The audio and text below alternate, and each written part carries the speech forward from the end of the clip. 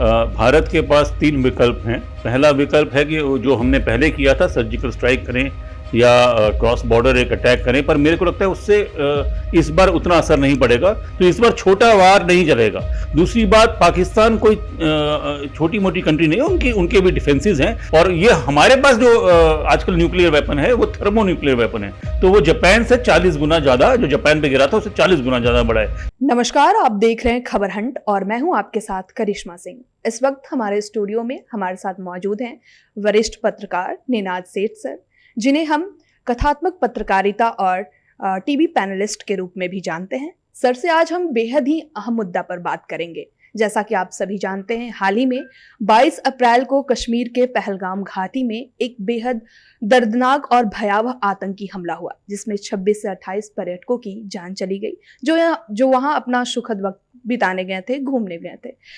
इस मुद्दे पर हम सर से बात करेंगे कि इस आतंकी हमला को वो किस तरह से देखते हैं और उनकी राय क्या है।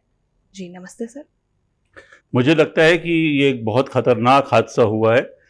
भारत के पास 3 विकल्प हैं। पहला विकल्प है कि जो हमने पहले किया था, सर्जिकल स्ट्राइक करें या क्रॉस बॉर्डर एक अटैक करें, पर मेरे को लगता है उससे इस बार उतना असर नहीं पड़ेगा। इस वक्त हमारी सबसे बड़ी जिम्मेवारी ये है कि पाकिस्तान की जो आर्मी है उसकी जो इज्जत है उस पर वार होना चाहिए, तो इस बार छोटा वार नहीं चलेगा। दूसरी बात, पाकिस्तान कोई छोटी मोटी कंट्री नहीं है, उनके भी डिफेंसेस हैं। हमें अपना मौका देख के मारना पड़ेगा। हमें इसलिए नहीं मारना है कि हमें जाके किसी को कुछ पॉइंट प्रूव करना है, उसमें वक्त लग सकता है। देश को तैयार रहना चाहिए, देश को अपनी सुरक्षा फोर्सेस के ऊपर भरोसा होना चाहिए। जब हमारे पास मौका आएगा तब हमने मारना चाहिए। तीसरी बात यह है कि इस बार जो अटैक होगा, मुझको लगता है कि वो एक बहुत बड़ा कोऑर्डिनेटेड अटैक होगा। एक तरफ से नेवी से कराची हार्बर पे अटैक होगा, दूसरी तरफ से अटैक तो नहीं होगा पर प्रेशर बढ़ेगा पाकिस्तान के ऊपर आर्मी के थ्रू, चाहे वो राजस्थान में हो, चाहे वो पंजाब की बॉर्डर में हो, और एक स्वूपिंग अटैक जिसे अंग्रेजी में कहते हैं, दो तरफा हमला, जो पीओके को पकड़ने के या उसके ऊपर और कब्जा करने की कोशिश करे। यह भी हो सकता है कि हम ज्यादा जमीन लेने की कोशिश करें, पर इन सब चीजों में एक चीज हमेशा हमारे को दिमाग में रखनी है कि दोनों कंट्रीज के पास न्यूक्लियर वेपन है। न्यूक्लियर वेपन्स पटाखे नहीं होते। अगर एक न्यूक्लियर वेपन जो जापान पे गिरा था वो दिल्ली पे गिरता है समझ लो, या फिर इस्लामाबाद पे गिरता है, तो पहले 2 किलोमीटर में सिर्फ वायु होगी, भाप बन जाएंगे सब लोग। अगले 2 किलोमीटर में 60% लोग मरेंगे और अगले 2 किलोमीटर में 40% लोग मरेंगे। और ये हमारे पास जो आजकल न्यूक्लियर वेपन है वो थर्मो न्यूक्लियर वेपन है, तो वो जापान से 40 गुना ज्यादा, जो जापान पे गिरा था उससे 40 गुना ज्यादा बड़ा है। तो आप सोच सकते हैं कि कितने खतरनाक ये वेपन है। ये पटाखे नहीं है। तो हमें जो भी करना है वो इतनी जल्दी करना है और उस तरीके से करना है कि पाकिस्तान को यह पता लगे और उसके जहन में खौफ होना चाहिए कि वो सोचे भी ना कि अपने न्यूक्लियर वेपन चलाए। इसको अंग्रेजी में कहते हैं नो फर्स्ट यूज। हम फर्स्ट यूज करेंगे। अगर हमें भनक भी हुई कि पाकिस्तान यूज करेगा तो हम पहले करेंगे। ये मैसेज पहुंचना जरूरी है। सर, केंद्र सरकार लगातार बैठकें कर रही है और कई दावे भी किए जा रहे हैं और कई बैठकों में फैसला भी लिया जा रहा है कि कुछ किया जाएगा, लेकिन अभी तक वैसा कुछ सामने नहीं आया है। भारत सरकार ने ये भी बात की थी कि पानी को रोका जाएगा। उधर पाकिस्तान भी भारत पर हमला कर रही है, जुबानी जंग चालू है और पाकिस्तान के प्रधानमंत्री और रक्षा मंत्री का कहना है कि हमने अपनी बम और मिसाइलें भारत के लिए ही रखी है। इस पर आप क्या बोलना चाहेंगे? पाकिस्तान के पास बम हो या मिसाइल, उनको चलाने की क्षमता नहीं है। इस वक्त पाकिस्तान अपने वीकेस्ट पॉइंट पे है। हमें जल्दी नहीं करनी चाहिए, हमने वेट करना चाहिए। हमारा मौका आएगा तभी हम मारेंगे। घात दे के ही मारा जाता है। अगर आप शिकार कर रहे हैं तो आप एकदम आमने सामने जाके नहीं करते हैं। तो मेरे को लगता है कि टाइम लगेगा, वक्त लगेगा, लेकिन अब अंग्रेजी में कहते इफ नहीं है, व्हेन, कब होगा ये बात है। होगा कि नहीं ये अब चर्चा नहीं हो रही है।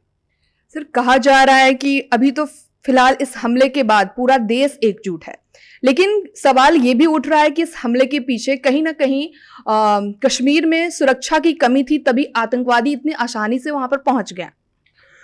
सुरक्षा की कमी अगर नहीं होती तो मैं बैसरन कई बार गया हुआ हूँ, वो एक तरह से जैसे कनॉट प्लेस दिल्ली का है, उस तरह से कमाल की जगह है, कमाल की घाटी है। वहां पे कोई भी सुरक्षा बल ना होना दो चीजों का पॉइंट करते हैं। एक तो हो सकता है कि हम कितने सालों से कोई अटैक नहीं हुआ था तो थोड़ा अपने आप में ज्यादा भरोसा करने लगे थे, तो बिना किसी शक के ये कहना जरूरी है कि सुरक्षा में जरूर कमियां रही हैं। और दूसरा ये अंदर की जॉब थी, वहां के अंदर के मिले हुए जो लोग थे उनके बिना इतना बड़ा इतना खतरनाक हादसा नहीं हो सकता। पर इस वक्त ये नहीं है कि क्या था क्या गलती थी, इस वक्त एक रिस्पॉन्स का वक्त है, एक जवाब देने का वक्त है। इस वक्त एकजुट होकर जवाब देने का वक्त है। इस वक्त क्या हुआ क्या गलतियां हुई वो हम बाद में देखेंगे, पहले हम इस पाकिस्तान की इस्लामिक टेररिज्म को सॉल्व करने के लिए सक्षम कदम उठाने जरूरी है। क्या आपको लगता है कि सरकार एक्शन लेगी और इस बार ऐसा कुछ होगा कि आतंकी हमला को रोका जाएगा और पाकिस्तान के अगेंस्ट कुछ ऐसा किया जाएगा कि ये चीज हमेशा के लिए सॉल्व हो जाए? हमेशा के लिए कोई चीज सॉल्व नहीं होती है, एक लंबा प्रोसेस होता है, इट्स ए लॉन्ग वॉर। पर इस तरह का अटैक होगा कि पाकिस्तान के ऊपर जो उन्होंने किया है उसका खामियाजा उनको बहुत ज्यादा भुगतना पड़ेगा, कॉस्ट्स विल गो अप। और ये ही एक तरह का डिटरेंस होता है, इसी से लोग डरते हैं। डर और भय और खौफ पैदा करने की अब जरूरी है, और मेरे को लगता है कि तीनों तरफ से जब अटैक आएगा तो ये खौफ जरूर पैदा होगा। हमारे साथ सर इस वक्त मौजूद थे। इस पूरे हमले पर इन्होंने अपनी राय दी। इन्होंने बताया कि देश और सरकार और इस मुद्दे को अंतर्राष्ट्रीय लेवल तक भी गया है और सभी लोग एकजुट हैं और सरकार लगातार फैसले ले रही है और इस पर कहीं ना कहीं सरकार बहुत बड़ा कदम उठाने वाली है। भले ही देर होगा लेकिन फैसला बहुत मजबूत तरीके से लिया जाएगा और पाकिस्तान को, आतंकवाद को करारा जवाब दिया जाएगा। अब देखना ये होगा कि सरकार क्या फैसला लेती है और सबकी नजरें इसी पर टिकी हुई है। धन्यवाद, देखते रहिए खबर हंट।